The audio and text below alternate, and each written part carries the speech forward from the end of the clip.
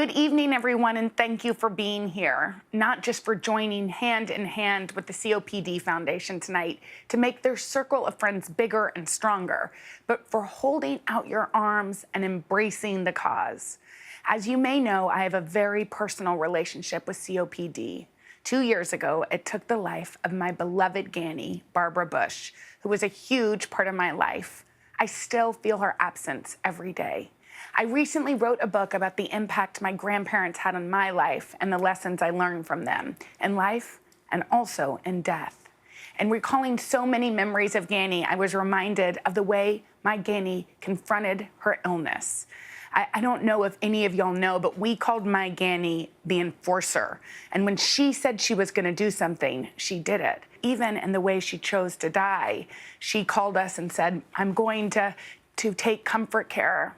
I don't feel good anymore, and I'm ready to go. 2 days before she passed away, her best friend came over. They had dinner and shared a Manhattan, her favorite drink. On the last phone call with my dad, he said, I just want to tell you how much I love you. You've been the best mother I could have ever asked for. And she said, you're my favorite son, on the phone. And that was so much my grandmother. She lived with grace and humor, and she died that way too.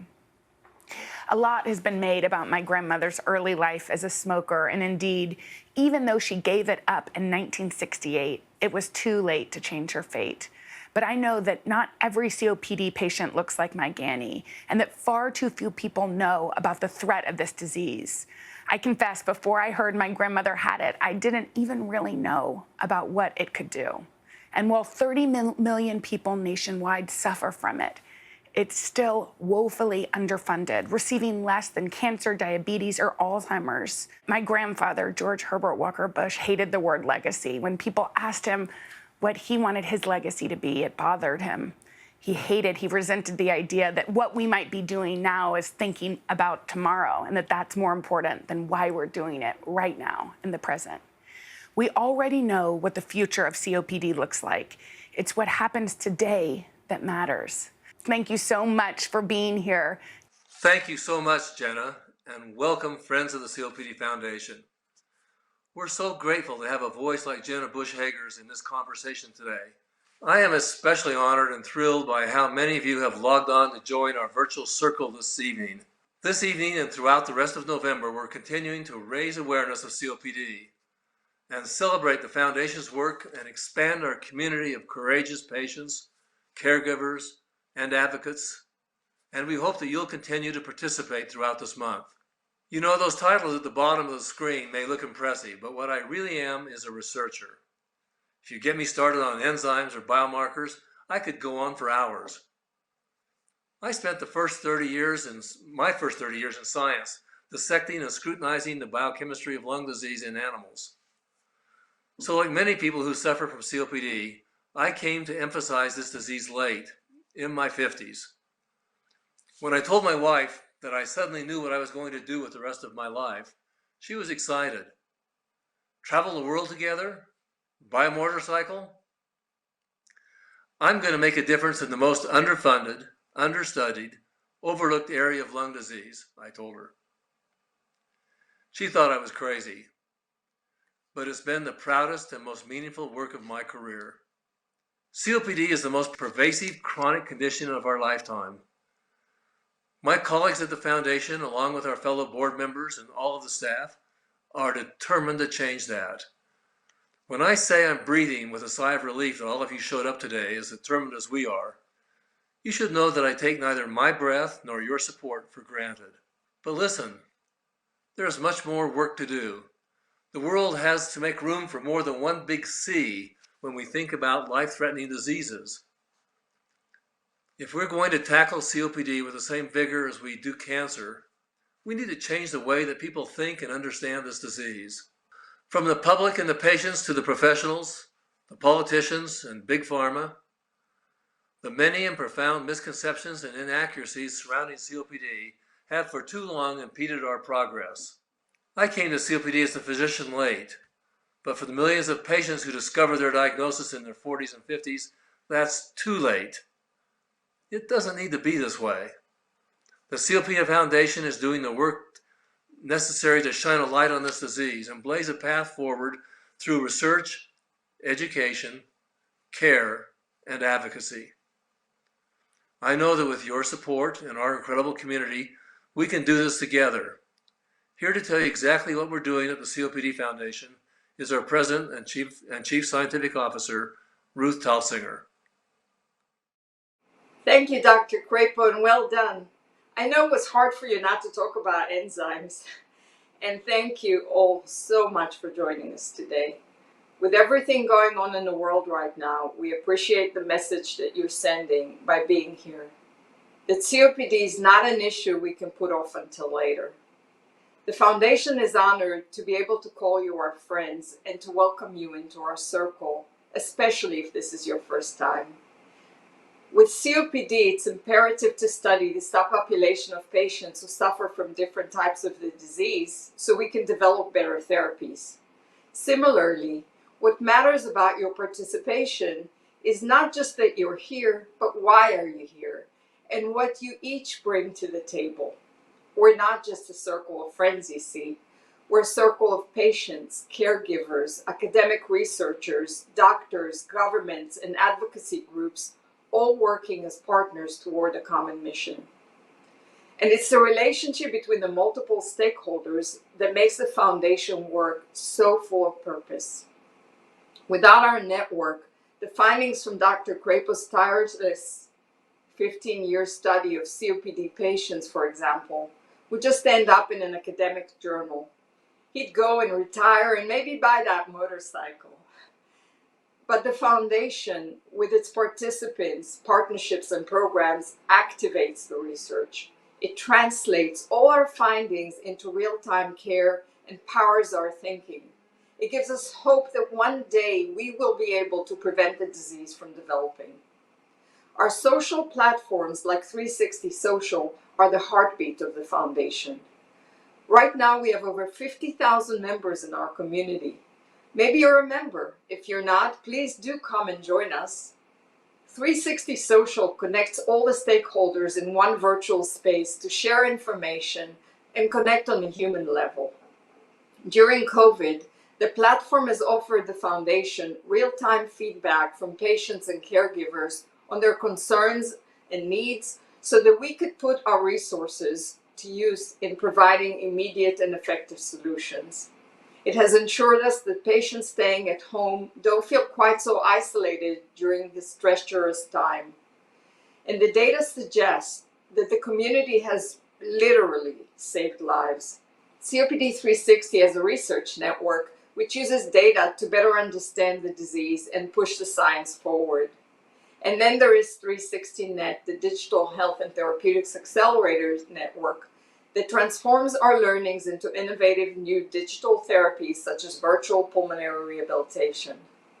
But while clinicians and experts help build a pipeline of medicines and digital health tools, we and they are always held accountable at the end of the day by the people we serve. COPD 360 Senko is a committee of patients and caregivers who keep us laser focused on the most pressing issues. While the breadth of the people affected by COPD and related lung conditions may be weakened, their voices are still strong and lie at the center of everything we do. As you know, I started my career as a critical care nurse in the Israeli army. I wasn't so interested in fighting enemies on the ground, though. I was more interested in fighting infections. After many years of scientific research, I know now more about how we can prevent and fight diseases. We need new and better therapies, but above all, we need the strength of this community. I'm honored to lead the COPD Foundation toward a stronger future, and thank you once again for supporting us in any way you can. Hi, my name is Jerry Krishnan. I'm a pulmonologist. I work at the University of Illinois at Chicago, and I've been in Chicago for the last 15 years or so. I'm the Associate Vice Chancellor for Population Health Sciences here and direct the Institute for Healthcare Delivery Design. I am very excited about COPD 360net. It features the full spectrum of stakeholder engagement in order to have a substantial impact in this space. and also brings the best practices in engagement by interlocking patients and caregivers, clinicians, both primary care and specialty care, researchers, and others. I hope you will join us. We are excited about all that COPD 360net has to offer, and we look forward to working with you.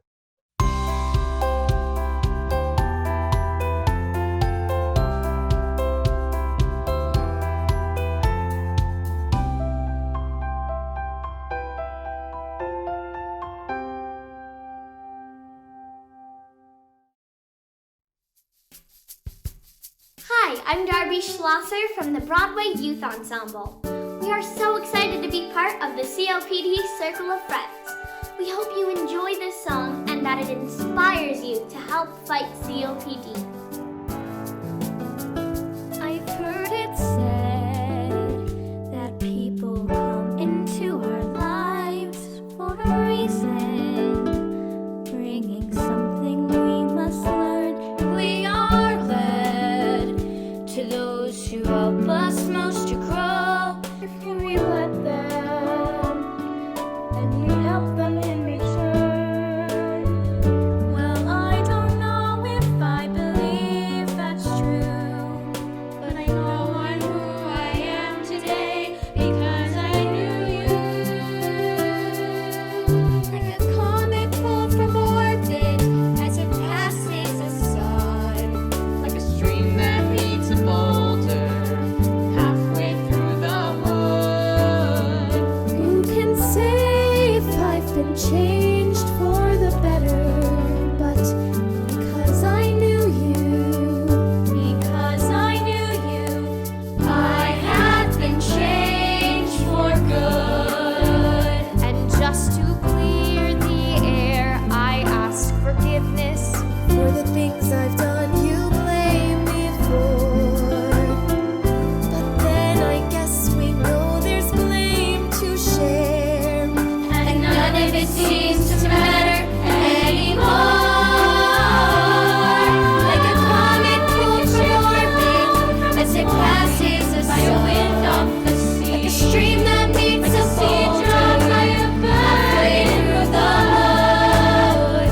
Who can say if I've been changed for the better? I do believe I have been changed for the better. And because I knew you, because I knew you, because I knew you, I have been changed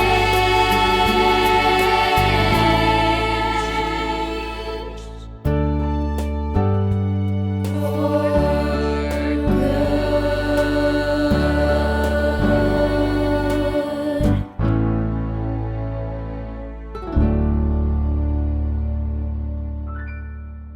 Hello, everyone. It's hard to follow a chorus of cute children, certainly not something I could match. So maybe I should start by invoking the name of John Walsh, the co-founder of the COPD Foundation and one of my partners in this endeavor. If ever there was someone charming and engaging, it was John. John suffered from alpha-1, an inherited form of COPD. But with only 30% of lung function, he did more than most of us with normal lung function could ever conceive of doing. He was the most impatient patient I've ever met. He brought together groups that would never have come together without him. He made demands on the FDA that no one else would have dared. He traveled the world meeting with scientists, regulators, advocates, politicians. He was irrepressible. For John, there was never a barrier too hard to cross, never a mountain too high to climb, never a dream too complicated to make a reality. He was a visionary. When John spoke, everyone recognized that he spoke for the 30 million people suffering with this disease around the country. We lost him far too early. We have lost a very powerful voice. That is why the community must speak up and take over where he left off. You've heard my colleagues talk about the work the foundation is doing, but I'm here to tell you, as the Chief Medical Officer, as your doctor for today, the diagnosis is very clear. We cannot do this work alone. We need everyone in our community to use whatever breath they have to demand support from our leaders and raise awareness of this insidious but preventable disease. Most of all, we need more funding. We need more funding for research that will open the doors to more advanced testing and better medications. We need more funding for programs like pulmonary rehabilitation to keep our patients healthy. We need more funding for advocacy and education. We need more funding to find a cure. Heart disease, cancer, other major diseases bring in billions of dollars of funding annually.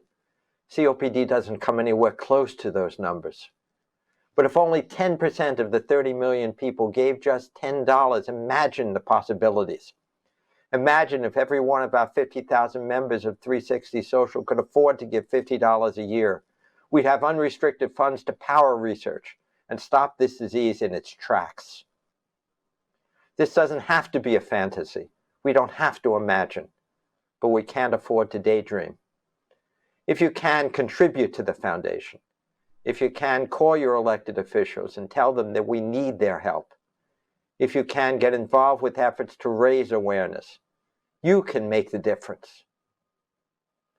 We're very excited and very grateful that a generous group of donors has created the Circle of Friends Challenge Match, which means that every donation you make before December 31st will be matched dollar for dollar. That doubles any donation, so anything you can give will go a longer way. At the foundation, we know that a diagnosis of COPD is not an end. We can improve the quality of life. But as we head into a respiratory future that may well wage war on our lungs and airways, the earlier we can detect COPD and treat it, the more people will be able to take a deep breath, exhale, and meet the challenges with their heads held high. We all have the right to breathe. Now it's my honor to introduce you to a patient already doing these things, and to John Walsh's daughter, Linda. Thank you again.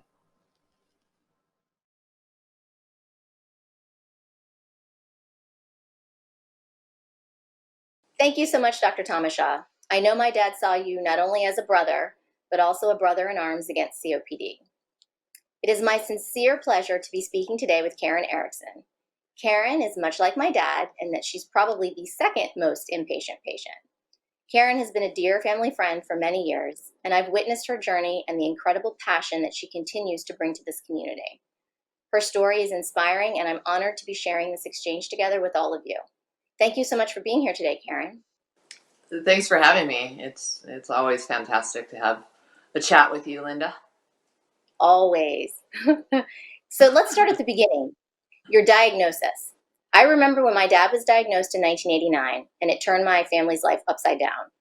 There wasn't much information available at the time of his diagnosis, and as the maverick that he was, he decided to sell his businesses and relocate from the DC area to South Florida. Initially, he founded the Alpha One Foundation in 1995, and then recognized the need for the COPD community at large to have a patient voice, and thus the COPD Foundation was born in 2004. My dad believed that knowledge was power, and he had a take the bull by the horns attitude. Karen, what was the reaction to your diagnosis? Yeah, I think it's really it's important to know that how we handle this diagnosis and the associated prognosis is so different across this group. For me, I'm a take the bull by the horns type of person as well, but it shook me so much. I had searched for what was going on. I had searched for reasons around my breathlessness, and I was diagnosed fairly quickly, comparatively. But when I finally received it, all I could think of was the struggles ahead of me and the changes that that I would have to endure in my life, and I wanted to normalize it. So I took this strength and that, take the bull by the horns. And I did. I tried to just continue living my life. I didn't dig into the disease. In fact, I ran from it. I ran from empowering myself. I ran from the fact that that you just spoke about, and John's cornerstone, that knowledge is power and engagement is key. I took off to Ireland. Someone was going to have to fix this and find me and get me the answer. And I needed to live my life. And what I didn't realize is this was all part of the struggle that I needed to get through to find that strength. And luckily for me, in a little hospital in the middle of Ireland, when I was doing a therapy for Alpha-1, I ran into a doctor by chance. Like so many things happen that are by chance in my journey. And this physician asked what I was doing, and I told him that it was a therapy and that I had been diagnosed with Alpha-1 and that they had given me a prognosis of 2 years to live. And he basically slapped me upside the head and said, "Hey, look, you need to reroute. You can beat this. You need to educate yourself. You need to empower yourself. You need to get back to the States and learn how to do that by tracking down a gentleman named John Walsh." And so I did. I went to work. I packed up the stuff. I hit the States. I found the foundation websites. I found the right physicians. I started this shared decision making by building this team around me. And I ultimately found an opportunity to meet John Walsh. Ironically, that first opportunity was back in Ireland at an international conference. So I packed my bags again and followed him to a few blocks away from where I was actually living in Ireland. And what I think of all the trips that I've made in my life, and I think that one was the most influential and the most meaningful, because when I got there, I saw John the visionary, I saw John the friend, I saw a community that he had empowered to educate and activate. Not only did I walk away with this incredible inspiration of John, but I walked away with friends that I still have today, friends that I learned from, and we share our journeys with, and it just instilled in me how important this community is, and the reality that if we align ourselves with the foundation, if we find that person that we can relate to in this journey, we are that much closer to meaningful, innovative interventions and quality of life. And I owe that to your father, for putting me on that track and letting me find my strength in this journey. Well, remember, my dad always said, if you're not at the table, you're on the menu. And his motivation was rooted in representing all of the millions of undiagnosed COPDers. Yeah. And more importantly, he put himself at the center of his own treatment. He was an innovator at heart, and he brought his vision into the voluntary health space to affect change. Do you remember the crowd shaping event? Can you tell us a little bit about that?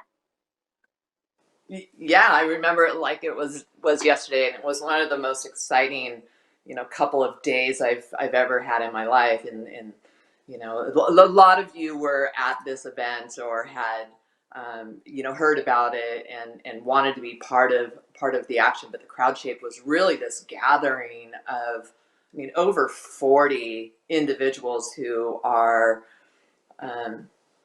mavericks in their own right, in their own field of expertise, that came together with this ultimate goal of finding, solutions for COPD. And John knew going into this that this group of individuals was powerful, but they were so motivated by meeting each other, by almost, exceeding in this competition to outplay each other. And John turned it on its head. I don't think that anybody in that room, as knowledgeable as they are and as expert as they are, expected to be changed the way they were. And what John did to get us to that end was he put patients, 3 patients, in front of these individuals. And we talked about the adjustment that we had to have in our lives to deal with COPD. We talked about having to manage our energy. We talked about having to manage the perception that is out there, and the shame and blame. I mean, I mentioned going through my misdiagnosis, my final diagnosis, my the delivery of the uneducated prognosis that I was gonna die in 2 years. And what we started to see as we talked about our experiences in dealing with COPD was this patient-centric movement. You could look at these individuals in the room, and one by one, you could see their motivation changing. You could see that they were still going to come at this with gusto, but it wasn't about a competition against the other experts. It was really, how do we take this information? How do we take the power in these patient stories and make sure that what we do together and collaboratively from here on out build meaningful solutions for COPD, and the patients and caregivers navigating it. And I'll tell you, those relationships that he built, and it's so cornerstone to what he did. He always put the patient at the center, and those relationships are founded in that. And every single stakeholder that comes to the table is rooted in John's everlasting message that the patient is at the center of every single decision that we make. And that is invaluable in the path that we have moving forward. Absolutely. And many of you watching today probably know that the COPD Foundation was patient-founded and remains patient-driven, as Karen said. Again, always the patient is the center of our mission. And by partnering with all of the stakeholders in this community, everyone is committed to the common goal of preventing COPD, stopping its progression, and improving the lives of all of those impacted. And this includes families and caregivers as well. My mom was the primary caregiver to my dad, and that was no walk in the park. Although he was compliant, his laser focus on moving the needle with COPD had him traveling more than 300 days a year, and he only had 30% lung function. And there's a fine line between supporting and enabling, but my mom has always been his biggest champion. Karen, what have been some of your experiences in having a support network? I didn't have the Diane Walsh. My family and my friends, that tribe around me has always been so powerful. But for me to really continue my engagement, I needed to be with people that understood where I was, understood COPD, understood the path, and so for me, leaning on that peer support and the network that was put together so brilliantly by your father and the programs that he created at both the Alpha One Foundation and the COPD Foundation. Whether I was in the room with the patient or on a virtual Hill day, just the coaching, the camaraderie, the sharing of best practices and burdens, the goal and that shared purpose that we all had for moving towards meaningful interventions and a better quality of life, and understanding that none of us were going to let anyone coming behind us deal with the same burdens and the hurdles that we had to get over. That, to me, that peer support, that safe place to land in those rooms, virtually, wherever I found it in this community, was life-saving. This extended family was everything in this journey to me. Yeah, I mean, isolation is a huge problem for so many, especially in light of COVID. And many joining us here might feel this way. And we need to continue to educate on the misconception that we're victims of our COPD. To your point earlier, no more shame and blame. Most COPD is likely genetic, and we need to continue to focus research on this. Awareness of COPD is also critical. My dad and his siblings are all affected, and each one differently. With more awareness, perhaps different lifestyle choices might be considered. And because COPD presents differently for everyone, it's hard to detect and treat with a blanket approach. What are your thoughts on that? Yeah, you're so right. I think that many folks in the industry and patients as well fall into this archaic notion of what COPD is. And the diversity that we have in COPD absolutely is the most telling thing about the the work that we have ahead of us. There is a massive move in understanding, and we're just touching on the possibilities that we have in understanding the genetic predisposition to COPD. People are learning a little bit about alpha-1, but the COPD Foundation was instrumental in studies that are uncovering other genetic components. You know, the COPD gene has already pointed to some of those. And I think what we need to do, we know there's 15 million COPD patients out there. The most important thing to know, though, is that there's 15 million more that are looking for the diagnosis. This genetic predisposition is our pathway to finding those patients, diagnosing them early, stopping the progression, or at least slowing the progression of this disease, and finding therapies that work in diverse ways to handle the diversity that we need to cover. We have, your dad instrumented a blueprint for finding these patients, for treating these patients, for uniting these patients, and for us coming together and changing the perspective that people have of what the COPD patient looks like. It's key that we continue to knock down those barriers and understand where our patients are. I agree. And funding research is a top priority because research powers the treatment of COPD. And it's just simply not enough that COPD is included in a group of chronic diseases being funded at the CDC. With the prevalence of COPD, we need funding directed specifically for our condition. And like you said, in order for this to happen, all COPDers need to use their voice and collectively, to your point, urge Congress to support policies to improve the lives of those living with COPD, which is not just patients, families, caregivers, and ultimately finding a cure. Yeah. I know that'll be difficult. I know there's a lot, to get there, but I think that, if we set the bar high, as my dad used to say, knock it out of the park. Yep. 100%. There's not a single one of us that can do this alone. We are in this together. The time is now. And I can't wait to see where we can take this fight and how we can touch lives of not only our friends in this, but find the ones that we're still looking for, the other 15 million in the United States, and make sure that the burdens and the paths that we had, that no one experiences. These are our friends. These are our heroes.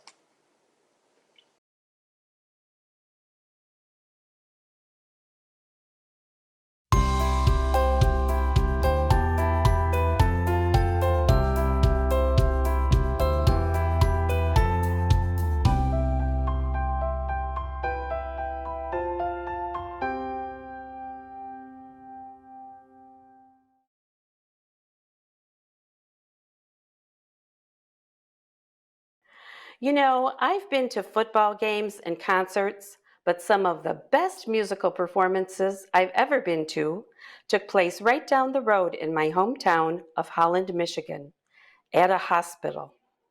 The stars of the show were a small group of enthusiastic harmonica players. They played the wrong notes, they played out of time, but boy, did they have fun. And they laughed.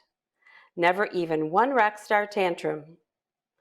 These players were COPD patients, and unlike my favorite band, the Eagles, who fell out over their feuding, these players truly understood what it was to play in harmony for that peaceful, easy feeling. My name is Jane Martin. I'm a respiratory therapist, and I've been at the foundation since 2011. About 5 years ago, with the help of my colleagues Stacy Blank and Stephanie Williams, I started to design and formalize a musical rehab program called Harmonicas for Health. It was based on 3 things that I knew were true: that learning to breathe is much more fun if you're making music too, that socialization makes people feel good and it is good for their health, and that just being in a room with your peers where no one judges you when you cough or looks at you funny for wearing oxygen is a sacred thing. So we need to keep this going. COVID has made it very hard for groups to meet up and play in person. but an inability to meet virtually is hampered by the lack of infrastructure. If we could build a network for Harmonicas for Health leaders that offered tips, training, and support beyond just handing out kits, we could give so many more people the gift of breath and music. And who doesn't love a twofer? You know, when Glenn Fry and Don Felder fell out, I was devastated, but I got over it. I feel a bit different about these players. Rock stars in their own right and true heroes, they deserve every chance at success. While you consider donating, I'm honored to introduce to you the players of Harmonicas for Health.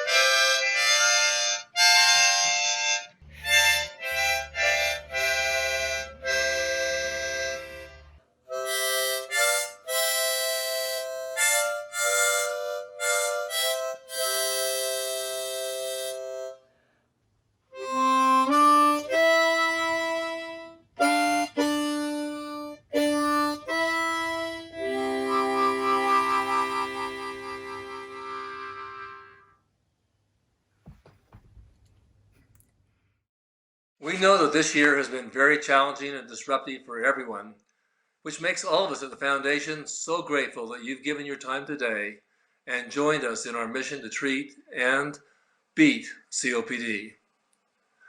The truth is that for people with COPD, the millions today and the millions more in the future, there will be challenges every year, every day, every time they bend over to tie a shoelace or run to catch a grateful grandchild. 2020 has delivered a heartbreaking number of deaths from a new virus. But we see the same number of deaths every year from COPD, a disease that we've known about for decades. It's time that we take advantage of the science, the awareness, the funding, and the beliefs that we can cure COPD. As the saying goes, we shouldn't hold our breath hoping for things that aren't going to happen. Well, because I can, I'm going to hold my breath and keep working and keep hoping, because I know that with your help, we can make it happen together. Thank you.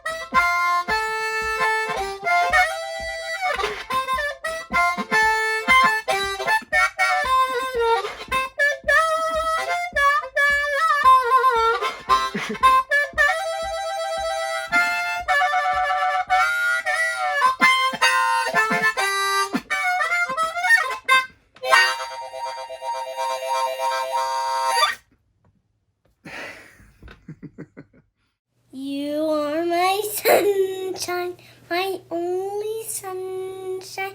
You make me happy when skies are gray.